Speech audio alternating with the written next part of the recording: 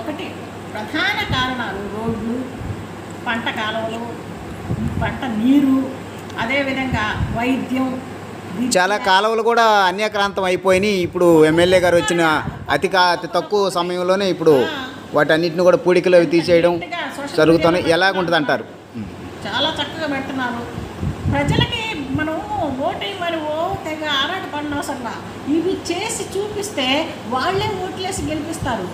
మనం లారీలతో జనాలు తోలాల్సిన అవసరం లేదు. ఇప్పుడు ఆయన తోలలేదు, పోయినసారి కూడా వాళ్ళంతటా వచ్చారు జనాలు. ప్రధానమైనటువంటి కాలువ ఎలాగున్నాయండి చెప్పండి. ఇప్పుడు పాతూరులో కూడా చాలా పిల్ల కాలువలు, పెద్ద కాలువలు తీశారు. నిన్న జరిగింది, నాకు వీలుగాక రాలేదు.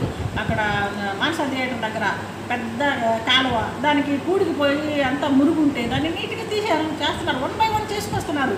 ప్రతి ఒక్క అంశంలోనూ, ప్రతి ఒక్క చోట ప్రాంతంలోనూ, ప్రతి ఒక్క మనిషికి ఎలాంటి సమస్య ఉన్నా ఆ సమస్యల పరిష్కారం దృష్ట్యా ఆయన దూసుకుపోతున్నారు.